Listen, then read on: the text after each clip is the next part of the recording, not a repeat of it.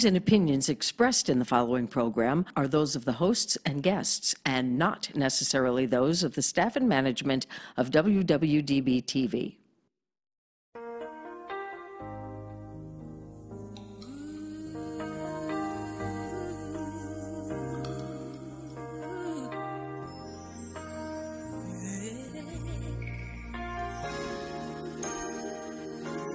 Whatever you want, whatever you need, anything you want done, baby, I'll do it naturally. 'Cause every woman, it's all in me.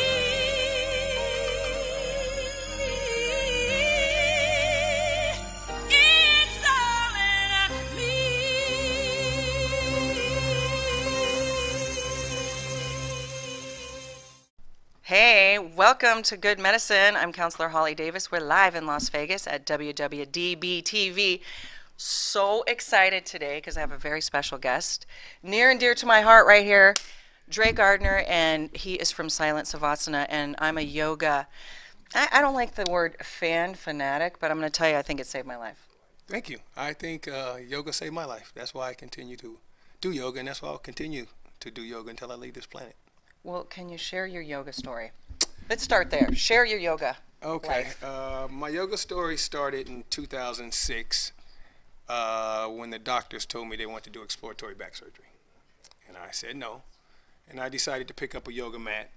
And my first class, I walked in what was called a 30-day challenge. And my first class, literally, I cried. My second class, I cried. I walked in on a cane. And probably about day 20, my cane was gone. At the end of my 30-day challenge, I did Forrest Gump. I turned around and did another 30. So without knowing really anything about hot yoga, I did 60 days straight in the hot room simply because I listened to my heart.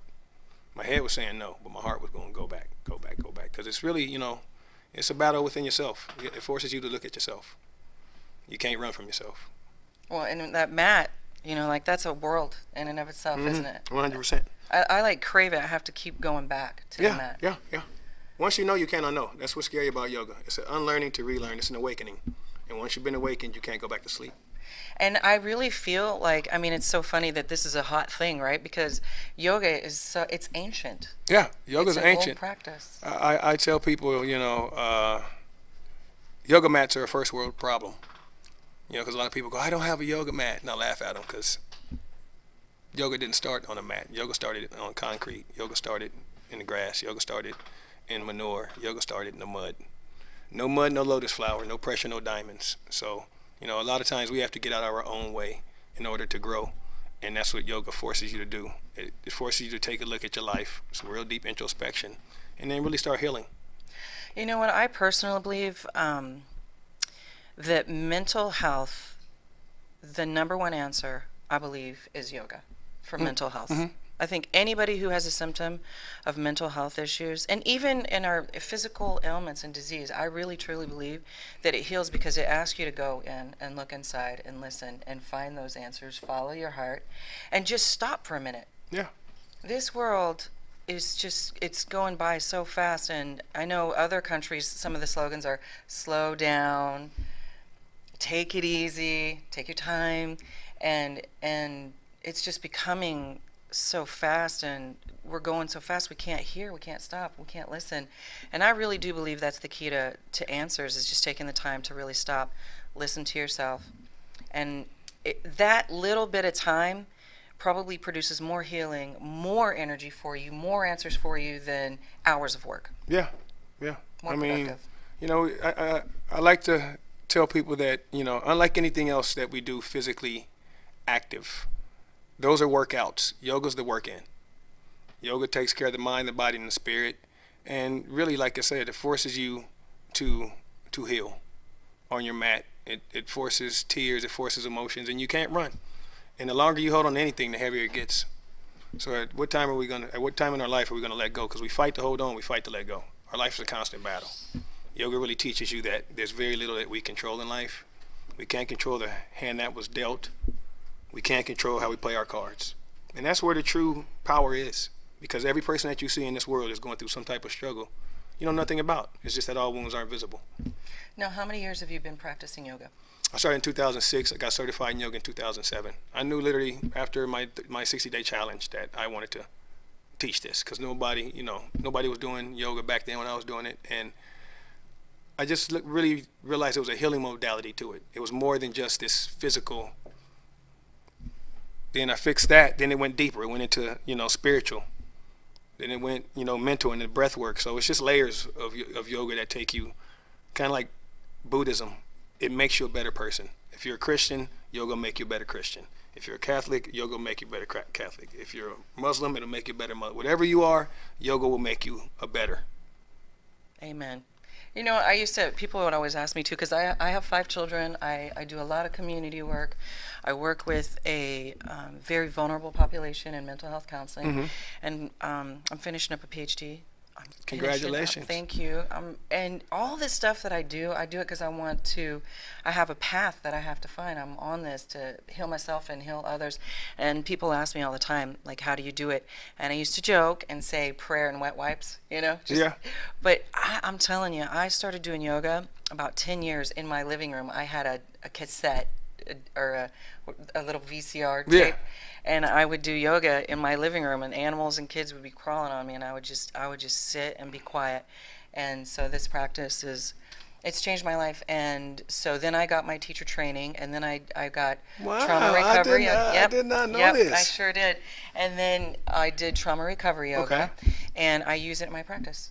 Good. So I love it, and I hope that other people will just begin to, even if we spark some interest, but you spark interest in this town. Let me tell you, Silent Savasana, you're pulling in 500 or 600 people in Las Vegas, Sin City, this huge town, and people are just being quiet and meditating and scorpion. I mean, the first time I went to Silent Savasana, I was thinking, I was thinking maybe a little baby yoga. Right. Oh no. No.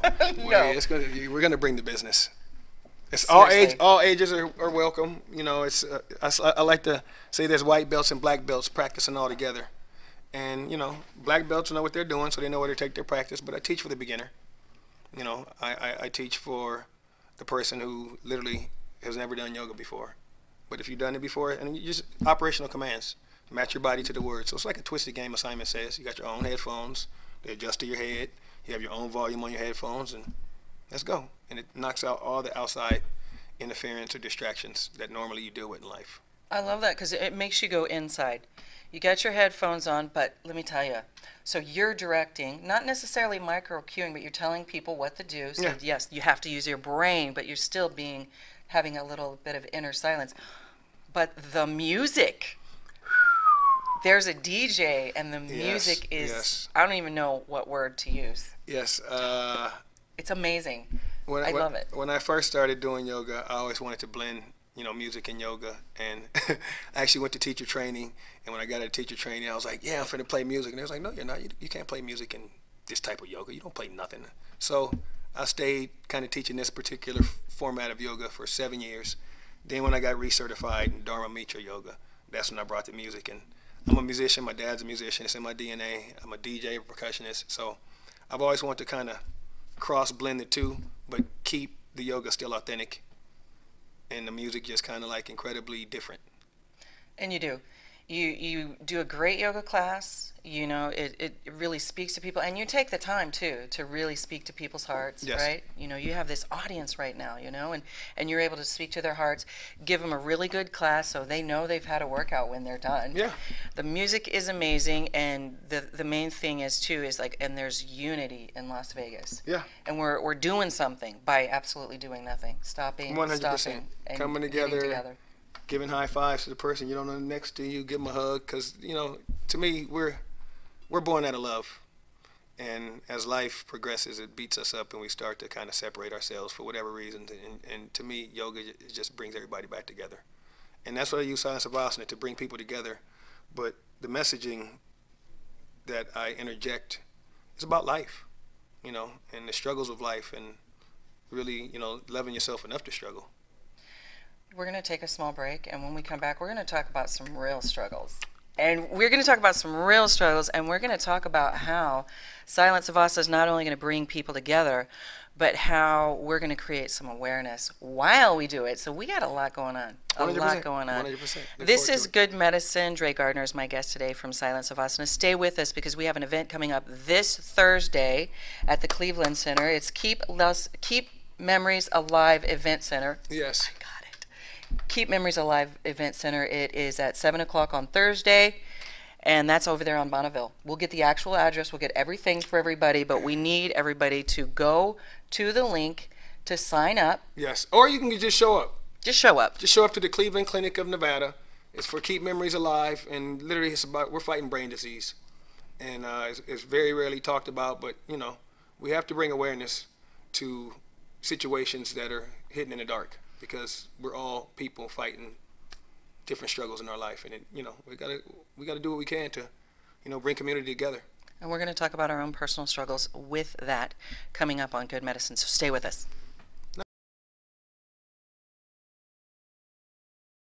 The golf store you've been waiting for is now open. Bob Allen Golf is ready to help you take your game to the next level.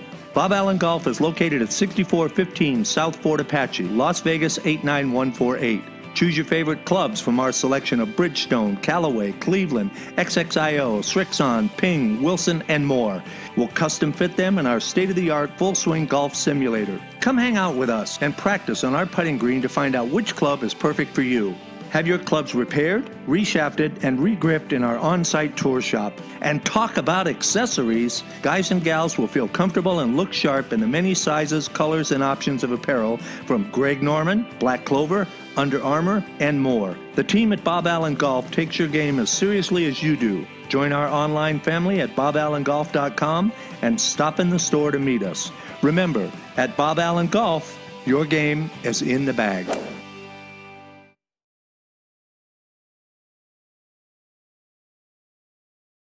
Hey, welcome back to Good Medicine. We are live in Las Vegas on WWDBTV. I'm Holly Davis, and I've got a really special guest. I'm so happy that you came. I really am. Dray Gardner, Thank he you for is having me, amazing truly. with Silent Savasana, and we're going to talk about the event this Thursday Yes. at the Keep Memory Alive Event Center, 7 o'clock. 7 p.m. Just show up. Show up with a smile on your face, Maybe a mat. a mat, positive energy, $20 suggested donation. Proceeds go to the Cleveland Clinic Center of Nevada and Keep Memories Alive. And like I said, we're fighting brain disease. So, Alzheimer's. Alzheimer's, MLS, ALS, Lou Gehrig's, dementia. So yeah, Parkinson's. It's really, really important. I've already got my ticket, just so you know. Good Medicine got the $100 ticket because the minute I Wow. saw that, I'm like, yes, I'm signing up. I love Silent Savasana. I love my town. I love this place. I've been here over 25 years. I love Las Vegas. And personally, my dad was diagnosed with the beginning stages of dementia 10 years ago. Wow. Okay, so fast forward, here we are. He lives in Oklahoma, so there's a lot of going back and forth. Right. There's a lot of phone calls. There's a lot of worry. And anybody who's a caregiver or who's been through that, it's one of the top 5 life stressors. Oh, 100%. You know, doing the caregiving.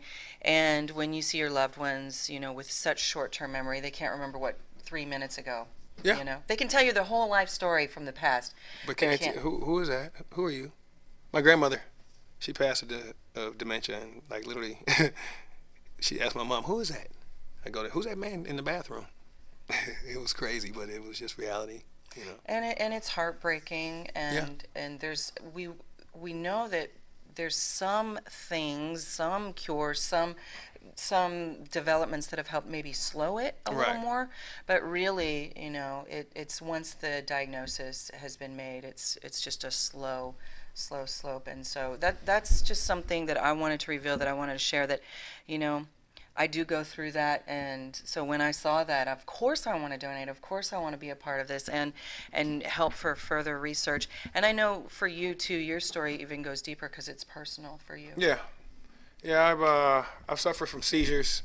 My first one being in 2007. I was actually in teacher training, and I went down week 8. I dehydrated, so I never knew you can have a seizure from dehydration. I dehydrated. That's when I knew the danger of coffee when your body's depleted. It was my first coffee in 8 weeks. I drank a triple macchiato something and seized immediately after. So that was my first experience, and again, there was a reason. Then my second seizure was in 2009. I had a cyst on my spine, and it pushed 2 of my discs into my spinal cord, and that's when things got bad. I was behind the wheel of my car. So that was my second seizure, and again, every time I had a seizure, there's a reason. So they gave me my MRI. We got to do a spinal procedure on you, so I had that done. I was seizure-free from 2009 to 2017. I did a yoga retreat in Peru. I was hosting the yoga retreat with a friend of mine. We climbed Rainbow Mountain, and on the way down, I had a seizure. Then I had another one in the hospital. So I was in the hospital for 4 days in Peru, and they said high altitude. So again, every time you give me a reason, I can accept it. Then June of last year, 2018, I woke up, called my private client, said, I'll see you in 10 minutes. Fantastic morning, well rested. Never, lights went out as I'm driving again. I'm on the wrong side of the road on Wallapai, fully seized, and a gentleman jumped in my convertible. I was driving a little Bug, and he jumped in and saved my life. That's a story in itself. And I can't make this up because he sent me a message on my through Facebook. He's like, I don't have social media. I'm sending you this message through my wife's social media, and I just want to let you know that, you know, whatever you're doing in this town, God still needs more of you, because people are like, yo, that's the yoga guy right there. The yoga guy. I love it. Yeah. That's a great story. And I know even during Silent Savasana, you're really open and 100%. revealing and share those things. And I think that's beautiful because, you know, sometimes we think about teachers or people that are speaking, and we think, oh, these people have it all together. Their life is just perfect. It's worked out wonderfully. But, you know, it is through our woundedness that we heal, and so much. We learn so much, and I don't think there's anything more beautiful, more spiritual as well, is that when we've got something that's healed us and has given us answers, when we share it with other people. We can speak on it. You know, I only speak on things I've been through. You know, I try not to speak on things I haven't been through or don't know about through personal experience. But, you know, at 37 years old, I was in a diaper, crawling through my house because my back gave out. You know, so life changed. And, you know, when I had my seizure behind the wheel of my car in June, your license is suspended immediately. So for the next 4 months, I was riding a bike. Luckily, I had a bike, so I just, you know, my life converted. And, you know, that, again, love yourself enough to struggle, turn shit into sugar. Like, these are the things that I couldn't just preach it. I had to live it. Now here's your time. You've been talking about it. Now let's go. And I will always fight for myself because I fight for others. And a lot of times we do so much for so many others, but when it comes time for us, we don't have the fight. That has to stop. I'm 100% behind that and for that as well, and I teach that as well. It's really easy to teach that. It's really easy to tell clients and people and friends, you know, you really got to take care of yourself. Self-care is the most important thing. That's self-love at its finest. It is, but I find that I know what you're gonna say. It's a process for me. It's a practice. It's a practice. So literally, the first part of my day is scheduled tentatively for me. Right. Like, okay, that's after I get my kids to school, and I do that. This is my time, but I get tested every day. That emergency phone call, that someone's knocking on the door, or you know, SafeNest, Big Brothers are calling, right. You know, somebody's running late, or will you? And I get tested and tested and tested, and I know that the times that I say, you know what, no, nobody else. I don't care what it looks like, what it feels like, nobody else but me first. Say no to other people so you can say yes to yourself. You know, may all your cups runneth over, and everything outside the cup you share. Everything inside the cup you keep. You cannot continue to serve from an empty vessel. So the fact of us just continuing to give, thinking that, you know, it's healthy for us is absolutely wrong. Burning your candle from both ends is not the way to do it. No, It's not. Putting yourself in a hamster wheel, running but not making no progress, it's not the way to do it. So after my last seizure, I had to stop being busy and started doing things that were more productive. See, busy isn't productive. Sometimes busy is just a hamster wheel. You're running, but you're not going nowhere. So I had to slow down and start to pick and choose more selective of, you know, the activations we were doing and who we were doing them with, and that's how we were able to do Nike, Deepak Chopra, Burning Man, Life is Beautiful twice, no, EDC twice. We're doing Life is Beautiful again this year. So we got some. What, you're doing Silent Savasana at those, or what are you doing? Yeah, they basically put us in the center of chaos, and we bring calmness to the to the front line. So hopefully after those are amazing. That's amazing. Yeah, it's truly just a blessing to have the type of impact out there. I mean, I know I've seen you guys on the Stratosphere and different hotels here. Huge, I mean, huge Las Vegas casinos, and 500 or 600 people are out back doing yoga. It's really life-changing. In silence. In silence with our headphones. We're hearing Dray. We're hearing amazing music. I mean, if you just even went for the music, it's a life changer. If you go for the atmosphere, if you're going to help, to donate, volunteer, keep community. Memory alive.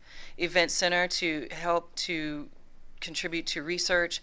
If you're just going for that, but if you're going for yourself, just even if you've piqued your curiosity, maybe this is something new to other people. I know all the yogis are going to be there, but you know, for people who are new to this community, I really think it's important you see that there's a sense of community. This isn't just the Las Vegas Strip. Oh no, not at all. And that's what I like about Silent Savasana, because a lot of people, you know, who were newly, you know, transplanted to this town or moved to this town, came to a Silent Savasana event, and it changed their entire life, because they, you know, you acquire friends, you acquire like-minded people. Well, when somebody tells me like 3 times, that's when I'm such a hardhead, and I actually hear this line. When somebody tells me at least 3 times, you need to go to Silent Savasana. So I had a couple of friends, the dentist. I mean, everybody's like, hey, you know, have you gone to the Silent Savasana? I know you like yoga. And then a few of my friends were all going in a group, and they're like, oh, you should go with us to Silent Savasana. And I went, I came in late, I had this much room, you know, I'm like almost falling over to the pool. That's yoga right there. Squeeze in, squeeze me. Trying to, you know, do some dolphin kicks, like hoping I don't fall into the pool. Yes. But you know what? I felt so refreshed and so revived. It was just so beautiful. I loved it. So I'm going to go this Thursday. I have my ticket. Good Medicine. We already donated. We wanted to do the $100 tier. And there's more. You can give as much. There's some people, $5,000 tiers. It's nothing for you to give for research. And just to be showing up and be a part of the community. To support Silent Savasana and Dray Gardner, what you're doing, I think, is amazing. And just to maybe meet other people, like-minded people. I think it's going to be a great event. Just show up, bring your mat. It is going to be this Thursday at 7 o'clock. We're going to take a small break. When we come back, we're going to talk about some of the other things that you're working on. And I'm thinking that maybe you could teach me to do a headstand with no hands. Yay! I mean, I'd just be thinking, I'm just, you know, I don't know if that. Did you give me a high five? No? Yes. I don't know. I can't see over here. But really, I want you guys to stay. We've got an incredible guest. We're going to take a small break, and when we come back, we're probably going to make JPEG, John Stiles, learn how to do a headstand. JPEG, the legend. What do you think? I think JPEG's ready. Ready, JPEG? I think he wants us to go on a break now. Bye.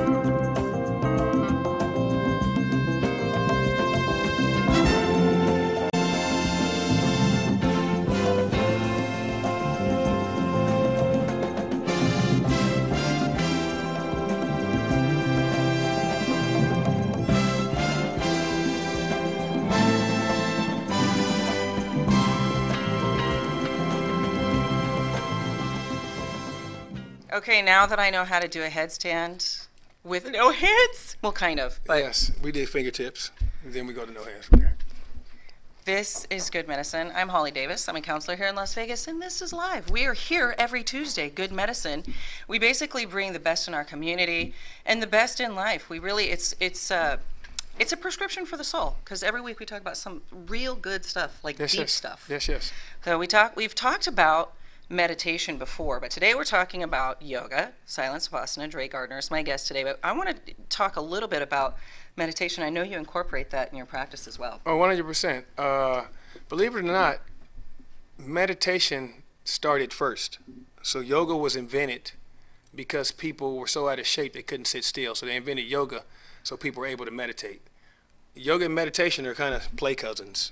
They're one and the same. When you meditate, you sit still. Yoga's a moving meditation. That's the only difference. It's proven that energy is measured by vibration, by frequency.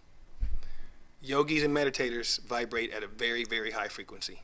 So a lot of times when, if you meditate or do yoga, people walk up to you and go, "Hey, what do you do? Like, you're glowing." That's our vibration. And sitting still meditating is good for the gray matter in your brain. So it's actually like healthy for you. It's like brain exercises. 100%. The average person has 60 to 70,000 thoughts a day. That's the average person. The consummate thinker is probably up there beyond 90, 100,000 thoughts a day. So the goal of meditation is to slow the mind down and eventually have it stop. And it's really interesting as you get deeper into meditating, where you'll find a place of nothingness, where you have to ask yourself, okay, I'm sitting still, I know I'm in my body, but where am I? And that's that place that you enter through, meditation. I love that. I'm going to use that quote. When you're so out of shape you can't sit still. Oh, no. Truth be told, it was crazy. I was like, wow, meditation was started first, huh? Yeah. And they were so out of shape, their guru was like, no, we got to figure something out. This is ridiculous. And we want you to be able to sit there without neck cramps and creases and lower back pain, and so that we can work all this out and work all this energy out, or trapped stuff that's in your body. Let's get all that out so that you can actually just sit still. Yeah. It's a practice. I mean, just start with 5 minutes of sitting still. Exactly. The universal mantra is Satnam, S-A-T-N-A-M. And if you don't know what a mantra is, it's just like a vehicle to slow your mind down that you just kind of repeat over and over to yourself. So if I'm meditating, you can sit on the couch. You don't want to lay down. When you lay down, it turns into a nap. That's not meditating. So sit up, get comfortable on the couch, whatever. You don't have to sit on the floor. Close your eyes and just repeat to yourself, Satnam, Satnam, Satnam, Satnam, over and over. And slowly you'll realize that your thoughts start to slow down. If you catch yourself in a thought, go back to your mantra, go back to your vehicle. And eventually that point of nothingness will come where you're like, whoa, okay, now I get this. So for me, Satnam, I've heard a rendition of what I think it is. It's really not important, but if you're one of those consummate thinkers like me and you overthink, anonymous, but I love the concept of Satnam, because for me it means I'm going to call on my higher self so I can do my best. So not only am I going to be an answer to prayer for other people, but for myself. Yeah. And so that's my belief. I'm not really sure. What were you taught as far as what Satnam means? Satnam. When you meditate, there's contemplation, there's concentration. So a lot of times people go peace, peace, peace, peace, peace, peace, peace. But your brain, when you say peace to yourself over and over again, it starts to think about what peace is, or love, love, love, love, love. When you say Satnam to yourself, Satnam means absolutely nothing. Like when you think, you can give it your own definition if you choose to, but your brain is going to say, okay, that means nothing to me. I don't know. So that's where we want to get our brain into that nothingness state. And through that Satnam, that's how that higher self is reached. So, it doesn't have to be accomplishing. It doesn't have to be proving. It doesn't have to have a to-do list. It's just getting your brain to concentrate for just a minute, for it to some quietness of the soul. And we know that yoga is also very, very productive in helping you to just have some quietness, some stillness of the mind. We know we could use that, and especially here in Las Vegas. This is a fast city, Sin City. I love it. It's an amazing place. I grew up here, feels like. Zen City. Zen City. Zen City, I love it. And Silent Savasana, I don't know what you guys did, but I tell you what, it's swept this town. Yeah, It has. I'm really thankful for all the support and the fact that, we're really able to turn a lot of first timers onto yoga, because that's one thing I always ask at every event. First time ever doing yoga, hands up. First time ever to a Science Savasana event, hands up. And literally, typically it's over 60% of the people are first timers to our events. So I think this Thursday is a great time. If you've never been, get a friend, buy their ticket. Yeah, change your life. It's $20. It's the suggested, highly suggested. If you can do more, great, do that. And go on Thursday at 7 o'clock. Here in Las Vegas this week is going to be a silent Savasana, but it is the Keep Memory Alive Event Center. And Dray Gardner is going to be leading. He's going to have headphones. You guys are going to have headphones. Everybody's going to have their own mat. You're going to have the headphones. And he's going to lead you through an amazing yoga class with amazing music, some meditation in there, some quieting of the soul, and at the same time, some unity in the community. And we're raising money to continue to have research for people who have Parkinson's, Alzheimer's, any kind of brain injuries. And really, I don't know, if you're not there on Thursday, I don't know. You're going to hear about it and be like, man, I should have went. You really should. I don't know what could be more important. The Cleveland, just my opinion. Yeah, the Cleveland Clinic of Nevada is one of the most amazing structures to me that I see on a regular basis. It's been here 10 years. I've never been there. So I'm really looking forward to just really bringing the community together at that incredible space. It's an incredible space. It's an incredible event. And if your interest has piqued just a little about yoga, for me, I wish if I could buy the world a gift, I would buy them the interest in yoga and it be something, your personal journey. If we could give somebody a key of learning how to just heal your life. I really do believe it is that. It's life healing. True story. Last year, and my Science Savasana team will tell you about it, but last year I got a message from somebody who came to a Science Savasana event, and she said that she had asked all her girlfriends to go, and they canceled on her at the last minute, and she ended up coming by herself. And I was like, wow, okay, cool. And she said that prior to her coming, that week prior, she had been contemplating suicide. And she said, your event kept me going and kept me coming back, and I just keep coming back, and like it's changed my life. And you're right, we have to love ourselves enough to struggle, and nothing's permanent. This too shall pass, and regardless of what we're going through in life, there's lessons in the light and lessons in the dark, and we have to be receptive to the messages. And a lot of times when the darkness hits, we close off. We close up shop. Some of my most profound messages came to me during my darkest moments. The messages that I use now came to me during my darkest moments. It's a great message. It's a really great message what you're doing. I really hope that you guys come. You can just show up at the Keep Memory Alive Event Center, or you can go to Instagram Silent Savasana, and there's a link, and you can buy your ticket before you even get there. That's what I would do. That's what I've done. That's the easy way. That's what I would do. You could avoid the line that way, because they just scan you in, boom. Avoid the line so you can get a good spot. But get there early though. Get there. I think doors open at 6:30, but you probably want to be there like 6:15, just to kind of feel the energy, kind of look around. And when the doors open, flight takes off at 7. Thank you so much for coming today. Thank you. Awesome. It's really nice meeting you too. Holly. I've never met you before, so this has been awesome. I've always wanted to. I want us to be best friends. We are. We're besties. This is Good Medicine, and we are here every Tuesday at 11 a.m. Pacific Time on WWDBTV Live. It is Prescription for the Soul. Come back next week. Peace.